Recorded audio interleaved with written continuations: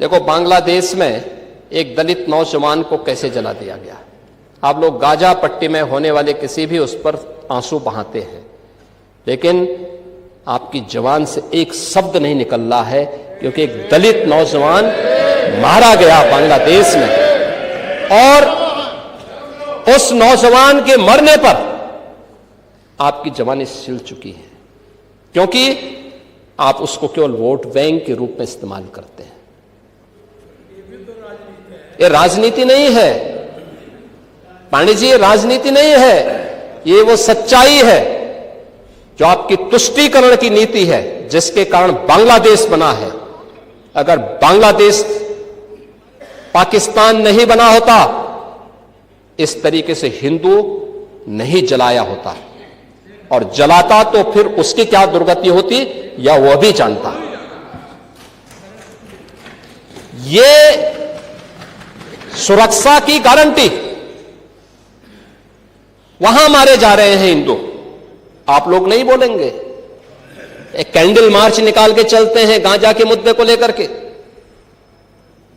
लेकिन पाकिस्तान और बांग्लादेश में हिंदू मारा जाता है तो आपके मुंह बंद हो जाते हैं, क्योंकि मरने वाला हिंदू है, दलित है, आप बोलेंगे नहीं। और यही सच्चाई है। निंदा प्रस्ताव पारित होना चाहिए, और यह प्रस्ताव नेता विरोधी दल की तरफ से आना चाहिए कि इस घटना की हम भर्त्सना करते हैं, और बांग्लादेश सरकार को इस बात की चेतावनी देता हूं। और इसीलिए हम कह रहे हैं, नोट करना, ये चीजें होनी चाहिए, और हमारा भी प्रयास होना चाहिए। जब बांग्लादेशी को यहां से निकालेंगे और रोहिंग्या को यहां से बाहर का रास्ता दिखाएंगे, तो उनके समर्थन में मत आना, क्योंकि उनमें से बहुत सारे लोगों के वोट आपने बनवाए हैं, उनके बहुत सारे लोगों के लिए आधार भी बनवाने का पाप किया है आप लोगों ने। इसलिए इन चीजों को ध्यान में रखना, और एक एक चीज की स्क्रीनिंग होगी, बहुत प्रभावी कार्रवाई करेंगे। हमारे ही देश में रह करके हमारे लोगों के खिलाफ अपराध, और वहां पे निर्दोष हिंदुओं पर अत्याचार करोगे, निर्दोष सिखों पे अत्याचार करोगे, यह स्वीकार्य नहीं हो सकता है। और यही आप करते हैं कि किसानों के बारे में भी आपका आचरण यही है। कल देखिए, शाही जी ने चौधरी चरण सिंह सीड पार्क का भी जमीन आवंटन का काम प्रारंभ कर दिया। अच्छा, किसान को अच्छा बीज मिले, अच्छी तकनीक मिले, कम लागत में ज्यादा उत्पादन। आपके समय में क्या होता था? लागत ज्यादा थी, उत्पादन कम था, बाजार नहीं था, किसान तबाह था, परेशान था, बिचौलियों के द्वारा लाभ ले लिया जाता था। आज किसान सुरक्षित है, किसान को योजनाओं का लाभ मिल रहा है। और कल चौधरी साहब के नाम पर कार्यक्रम था, और इन सभी माननीय सदस्यों ने गन्ना मूल्य के बारे में कहा, हम लोगों ने दिया, लगातार दे रहा। यूपी आज के दिन पर देश के अंदर गन्ना उत्पादन का नंबर 1 का राज्य है। आपके समय में चीनी मिलें बिकती थी, बंद होती थी, वर्षों का गन्ना मूल्य बकाया रहता था, किसान तरसता था। अब यह स्थिति नहीं है। अब अन्नदाता किसान हमारे लिए वोट नहीं, वह सम्मान का पात्र है। आज उसको नए तकनीक के साथ आच्छादित किया जा रहा है। 22 लाख हेक्टेयर से अधिक भूमि को सिंचाई की सुविधा दी गई है। आप स्वीकार करें ना करें, लेकिन उस सच्चाई को जमीन पर देखेंगे तो ये चीजें आपको देखने को मिलेगी। और परिणाम क्या है? परिणाम है जो आपने 8% किसान विकास की दर रखी थी, कृषि विकास की दर, अब ये बढ़कर के 18% पहुंच चुकी है यूपी की कृषि विकास दर। एमएसपी के साथ ही डीबीटी के माध्यम से भुगतान करने में आज उत्तर प्रदेश देश के अंदर नंबर 1 स्थान पर है। आज यूपी उसका परिणाम है कि देश के अंदर कृषि योग्य भूमि का केवल 11% हिस्सा रखता है, लेकिन उत्पादन, अच्छा बीज, समय पे बीज, अच्छी तकनीक और बहुत सारी जगह 3-3 फसल अब किसान ले रहा। परिणाम है 21% देश का कुल खाद्यान्न अकेले यूपी आज पैदा कर रहा है, यूपी का अन्नदाता किसान पैदा कर रहा है। और प्रधानमंत्री जी ने प्रधानमंत्री किसान सम्मान निधि का लाभ भी यूपी के किसानों को दिया है और अब तक 94,668 करोड़ 58 लाख रुपए सीधे डीबीटी के माध्यम से एक अन्नदाता किसान के खाते में पहुंचा है। इसमें तो किसी को संदेह नहीं होगा, इसमें भी चेहरा नहीं देखा गया।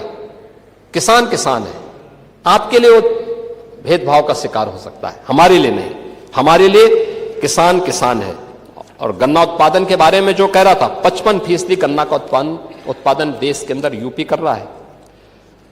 यूपी के अंदर इथेनॉल उत्पादन में जो केवल 41 करोड़ लीटर था, आज 182 करोड़ लीटर इथेनॉल का उत्पादन अकेले यूपी कर रहा है, यूपी के अन्नदाता किसानों के माध्यम से हो रहा है।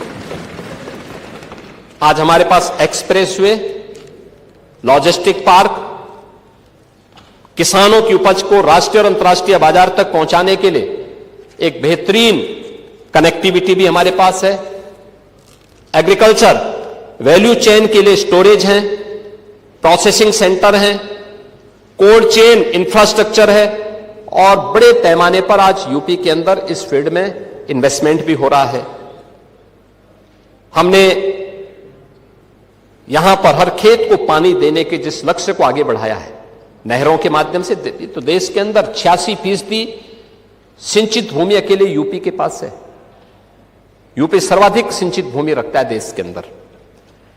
नहरों का, पाइपलाइन का, माइक्रो इरिगेशन का और तमाम बड़ी परियोजनाओं के साथ ही पीएम कुसुम योजना के माध्यम से भी 94,000 अन्नदाता किसानों को सोलर पैनल उपलब्ध करवाए गए हैं। और मैंने पहले कहा, किसानों को फ्री में बिजली, 16 लाख किसानों के ट्यूबवेल के बिल माफ करके सरकार उसके लिए पैसा उपलब्ध करवाती है।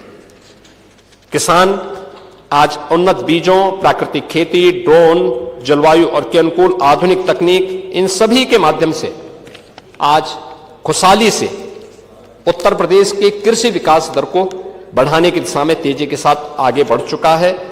और यह एक बड़ी दिशा में अच्छा कार्य हमारे अन्नदाता किसानों के द्वारा किया जा रहा है। महोदय, अन्य क्षेत्रों में भी उत्तर प्रदेश ने काफी बड़ा काम किया है। यानी गाय का दूध पीते हैं ये लोग भी, लेकिन गाय को दूध पीने के बाद छोड़ देते हैं। अब आपके वैसे भी आदत खराब है, कोई बूढ़ा हो जाता है उसको छोड़ देते हैं, निकाल देते हैं। लेकिन हमारी सरकार ने तो हर एक का हम ध्यान रखते हैं।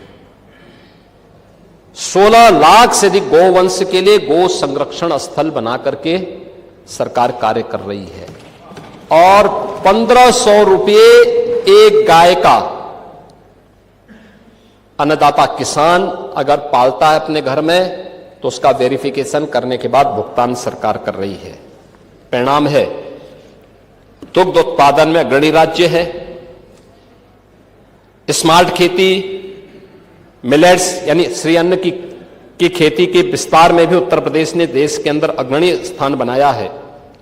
और संजय निषाद हैं, इन्होंने पांडे जी को कभी बुलाओ अपने यहां मछली खाने के लिए। मत्स्य उत्पादन में भी उन्होंने दुगनी हैं। पांडे जी मछली खाएंगे? रहे हैं ना? नहीं, मैं छीन के नहीं। आपके यहां आते कि नहीं आते हैं? हैं? अच्छा, आपके वोट बैंक को भड़काते हैं। भड़काते नहीं होंगे, खिलाते होंगे। खिलाइए लेकिन पिलाइए मत।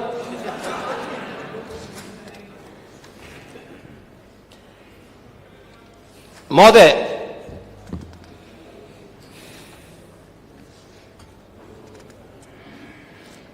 ऊर्जा के बारे में आज नेता विरोधी दल ने इसके बारे में चर्चा नहीं की और संभवतः वह, खैर अच्छा है, उनको बिजली मिल रही है उनको इससे, क्योंकि गांव में बिजली पहले मिलती नहीं। अच्छा, आप नहीं, ये चीजें दिखाती हैं कि गांव में, देखिए वैसे भी गांव में बिजली मिल रही है तो आप संतुष्ट होंगे। आप देखिए शिवपाल जी के बगल में बैठ जाते हैं, थोड़ा संगत का असर पड़ जाता है, लेकिन वैसे आप सच बोलते हैं। लेकिन यह सच्चाई थी कि 2017 के पहले उत्तर प्रदेश के अंदर जो पावर प्रोडक्शन था वह कुल 7,159 मेगावाट का था। आज 11,595 मेगावाट का उत्पादन अकेले यूपी के अंदर, हम लोग यहां पर यूपी के अंदर पावर जनरेट कर रहे हैं।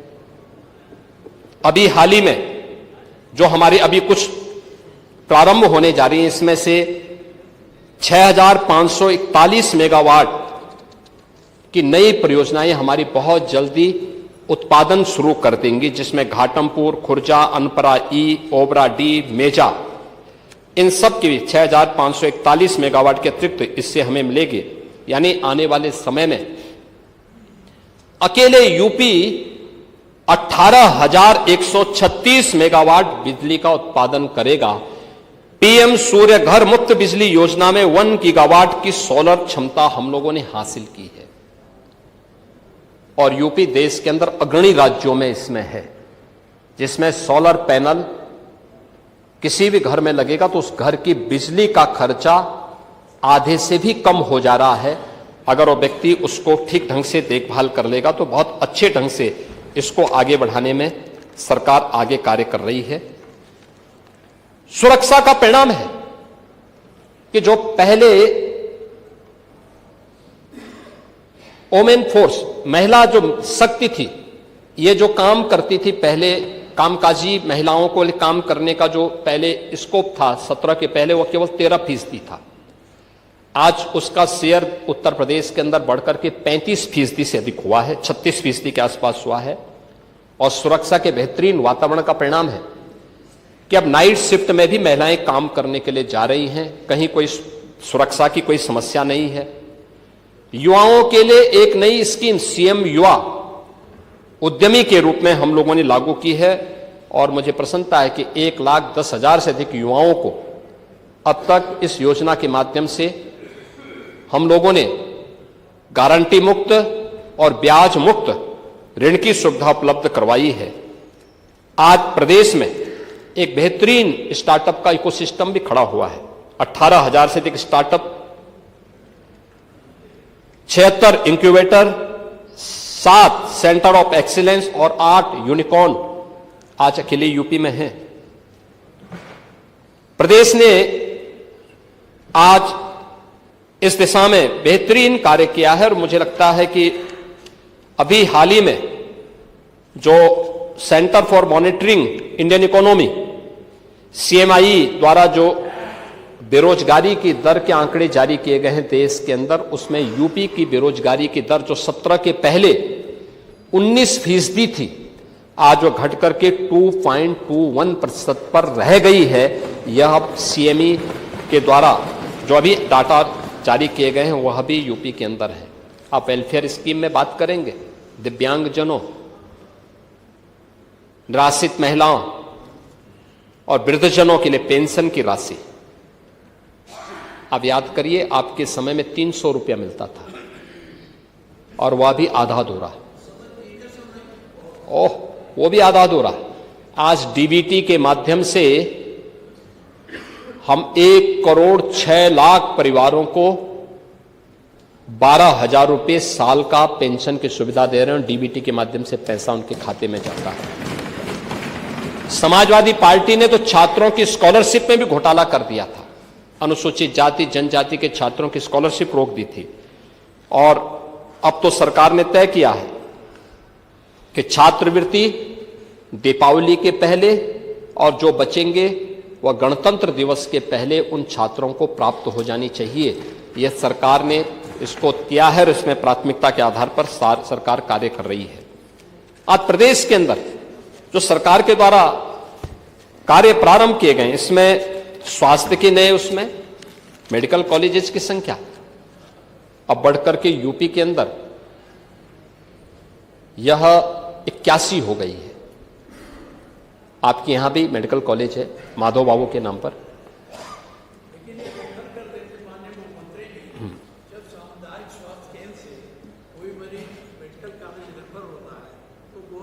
मेडिकल कॉलेज को रेफर करते हैं। गोरखपुर बाजार